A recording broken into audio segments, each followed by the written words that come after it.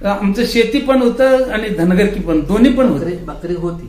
बकरी इथं मला वाटतं तुमच्या गावामध्ये धनगर लोक जास्त, म्हणजे बकरी व्यवसाय जास्त, बकरी सांभाळण्याचा व्यवसाय जास्त. हो हो हो. मग मामा परगावाहून इथं आले होते. परगावातून आले होते इथं येऊन तुमच्या रानामध्ये बकरी चालत होते. चारच. मग त्यावेळेला इथल्या लोकांना त्यांनी विरोध केला का नाही? इथल्या लोकांनी काय तेवढं काय विरोध केला नाही. एक निलापा धनगर होता आपल्या पळलण्यावर म्हणतात त्यांना नाही, आडनाव त्यांचा गिरेनावर आहे, फक्त टोपण नाव पळलण्यावर. पळल म्हणजे काय त्याचं पोवा, मग ते वालगातनं गाण्यातनं ओव्यातनं त्याने ते पोवा वजवणार, म्हणजे पोवा करे, म्हणजे कन्नड मध्ये कोळलण्यावर. असं ते कोळलण्यावर निलापा ते आमच्या गावाला बाळू मामाला घेऊन आला.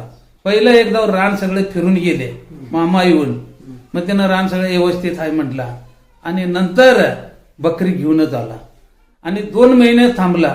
64 पोती झुंजळं भरलं, सगळं खायला जायचे, आणणार कोण नाही, कारण बाळू मामाच पैसे द्यायचं. बैलगाडीतनं ज्वारी वन्नोरात बाजारातनं आणायचं, मुरगुड बाजारातनं आणायचं, कनगाव बाजारातनं आणायचं, झुंजळ येळभर नीट करायचं. आणि आमच्या बिरोबाच्या मंदिरात एक जाता आहे मोठं, चौघांना त्याला फिरवायचं, असलं मोठा दगड आहे. मग त्या जाता आहे, त्या जातातनं भरडून घालायचं, रोज एक पोतं भरडल्याशिवाय उठायचं नाही. हा, आता कोण शेरभर सुद्धा भरडणार नाहीत कोण. हा, गिरणीत भरडणार. त्यावेळेला आमच्या गावाला गिरण नव्हतं, लाईट नव्हतं, इंजनचं गिरण पण नव्हतं, हातानं भरडायचं. अर्धा किलोमीटर पाणी बैलगाडीतनं पोच करायचं. जळण किती जाळायचं, लोकांकडे किती मागून घ्यायचं. असं करून एक आमच्यातले 1-4 लोक, एक बसाप्पा लिंगायत होता, आणि एक सुताराचं होता, आणि एक निलापा धनगर, आणि एक आपल्या एक भीमाप्पा नायकर म्हणून, असे 4-5 जण बाळूमामाच्या कामासाठीच तिनं रात दिवस कन्या भरडायचं, जळण तोडायचं, नेऊन त्याचं दड्डीवर टाकायचं, हेच काम करायचं. जळण संपली, बाळूमामा आमचं गाव सोडून जाईना, देवाला जा म्हणायचं कसं. एक काही 2 दिवस नाही, 2 महिने अखंड रोज एक पोतं कन्या शिजवायचं, सांग सकाळ. मग असे केल्यानंतर एक पोतं कन्या, होय, रोज एक पोतं, सांग सकाळी एक पोतं लागायचं. एक पोतं भरडून आणूपर्यंत एक पोतं इथं सपायचं, भरडायचं जात्यावर भरडून घालायचं. अजून तुम्हाला जातं ते दाखवता, मोठं जात आहे 14 एक पोतं. तिचं भगवंताचा आशीर्वादच होता यार भरडणार. आता कोणत्या नावाने मोकळ फिरणार नाही ते दगड, बस बाळूमामाचा ताकद म्हणून ते जातं फिरत होतं. हा, असं एक मामाचा आशीर्वादच होतं. मग त्यावेळेला त्यांनी तेवढं काम बी केलं. मग जळणाला काय करायचं, मग इथे एका दोघांच्या मध्ये 4 झाडं वांद्यात होते. एकाला जाऊन विचारलं, बाबा बाळूमामाला जळणासाठी झाडं पाहिजे म्हटल्यानंतर, माझं काय नाही बाबा, देवाला नेता म्हटल्यानंतर त्याला विचारा. मग त्याच्या वादेकर होता, त्याला विचारलं.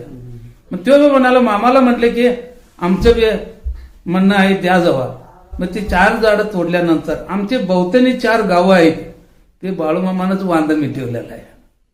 हो, म्हणजे कुणाच्या वांद्यात झाड आहे, सर्व देवाला म्हणायचं वांदाच मिटवायचं, त्यांचं झाडाचं जळगाला चालायचं.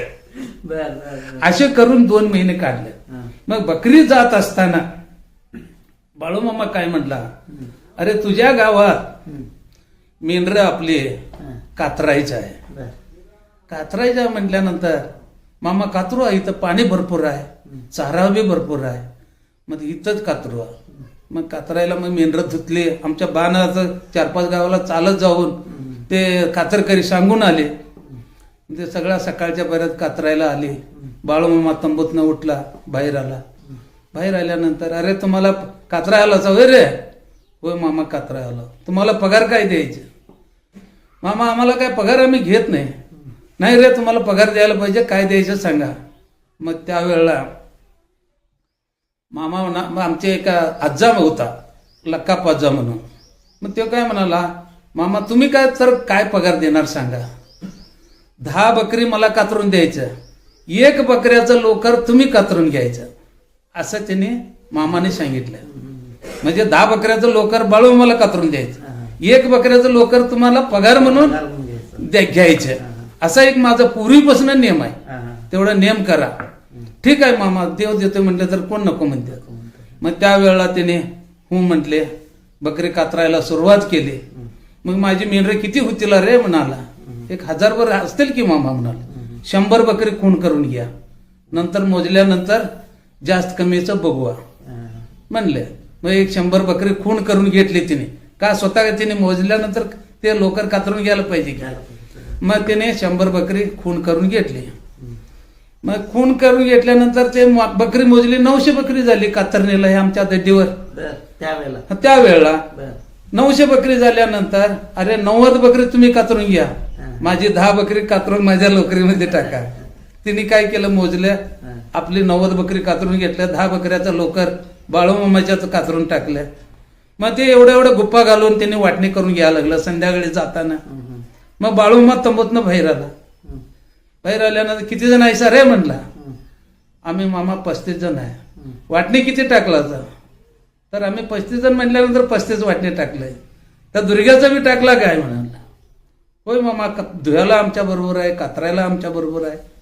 आम्ही ते तिचं बी वाटणी टाकलं. हे रांडाच्या घरच्या माणसाला वाटणी द्यायचा रे म्हटलं. घरच्या माणसाला वाटणी देता घरच्या माणसाला वाटणी द्यायचा काय रे म्हटलं.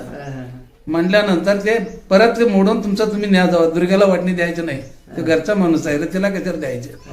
मग त्यावेळेला बाळूमामाला लोकराचं वाटणी आम्हाला द्यायला नाही. आजपर्यंत आज 50-55 वर्ष झालं बाळूमामा समाधी घेऊन. तेव्हापासून आमचा बाळूमामा, मोळी महाराज, हलसीदाप्पा आम्हाला घरच्याहून आजपर्यंत ठेवून घेतलेले आहे. आणि तसं तुम्हाला सांगायचं म्हणजे आमचं बाचं बी दुसरं लग्न. हा, आता तुमचे आई हे दुसरे बायको. हा, आमचं बा बी दुसऱ्याचं लग्न करून घेतलंय आणि आईचं बी दुसरं लग्न. आईचा नवरा सोडत झाला मुलं होईनात म्हणून. बर. आणि आमच्या बाला पहिला एक पोरगा झाला की आमचा तो आई वारली, थोरली आई वारली. ते एकच मुलगा होता. गावकऱ्यांनी 4-5 लोक विचार केले, दुर्गापचं वय अजून आहे, एकच मुलगा झालेला आहे आणि त्या बाईचं सोड झालेला आहे, त्याला मुलं नाहीत. त्या मुलावर प्रेम पडतोय, दुर्गापाचा परपंच संसार चांगलं चालतोय, त्याला मुलं नाहीत, हिला एक मुलगा आहे, याचा मुलग्याचं जर सांभाळणं होतोय असं त्याने विचार केला. हार घालून लग्न केलं दोघांचं. मग आमच्या आईला आम्ही 5 जण जन्मला. आमच्या बा करून घेतल्यानंतर आम्हाला बहिणी नाही, 5 जण भाऊच आम्ही जन्माला आलो. मग त्यावेळेला बाळूमामाची बकरी 1962 साली इथं आली. इथनं वन्नूरला गेली. वन्नूरात एकादशीच्या निमित्तानं आम्ही तिथं गेलो. हा, निमित्ताने गेले. 1-2 पोतं कन्या बरडून घेतल्या. वन्नूर म्हणजे इथं आपल्या कर्नाटकातलं. कर्नाटक इथंच इथनं एक 5 ते 6 किलोमीटर आहे. सौंदत्य तालुक्यातलं नाही, त्यांचा बैलवंगल तालुका, आमचा सौंदत्य तालुका. असं जवळ 1-2-2.5 किलोमीटरचा शिव आहे. मग तिथं ते आम्ही गेलो वन्नूरला. वन्नूरला गेल्यानंतर ए दुर्ग्या इकडे ये म्हणून हाळी मारला. आमचा वडील गेला, तुझ्या बायकोला बोलवून आण. बोलवून आणलं. जोडीनं माझ्या समोर बसा म्हणाला. जोडीनं आमच्या बालाने आईला बसवला. अरे ही लग्नाची आहे काय दुसऱ्या लग्नाची आहे रे बायको म्हणून विचारला. आमची आई बी रडा लागली, आमचे बा बी रडा लागल्या. का दोघं बी दुसऱ्या लग्नाचे. ते देवाच्या पुढं कसल्या कामाचा आम्ही पुढं नाही, कुठल्या शुभ कार्यामध्ये आम्हाला कोण बोलवत नाही, आम्ही दोघंच विधवा. असं तिने काळजीनं मनातल्या मनात त्याने त्रास करून घेत होते. ते बाळूमामाला कळत होते. आणि बाळूमामा काय म्हटला, अरे मला बजा. बाळूमामाच्या मेंढरात त्यावेळेला आचार्य काम करणार मला बजा होता. अरे मला बजा इकडे ये म्हणला. काय म्हणाला, दुर्ग्याचं आणि दुर्ग्याच्या बायकोचं लगीन मी करणार आहे म्हणून छातीला देव हात लावला आणि तांदूळ घेऊन ये बिराडातलं. तिनं एक ताट घेतला, त्या ताटीतनं तिनं तांदूळ आणून दिला. त्यातला आपलं घ्या भंडारा होता पिशवीत, त्या भंडारा जरा टाकला. आजपासून दुर्ग्याचं आणि दुर्ग्याच्या बायकोचं लगीन मी करतो म्हणून तांदूळ टाकला. मग चौथा मूल पोटात आहे. त्यावेळेला पोटात आहे, लगीन केला देव. देव लगीन केल्यानंतर चांगलं आहे काय वाईट आहे ही जीवाला लावून घेतली. आई आणि वाईट आहे, चांगलं आहे का वाईट आहे? वाईट आहे. देवानं लगीन झालंय, आम्हाला पोरं झाल्यात किंवा पोटात एक मुलं आहे आणि तांदूळ टाकला. वाईट आहे काय चांगला आहे का या देवाचा काय ना प्रश्न काय कळना. आमची आई बा असं डोकं धरून बसले.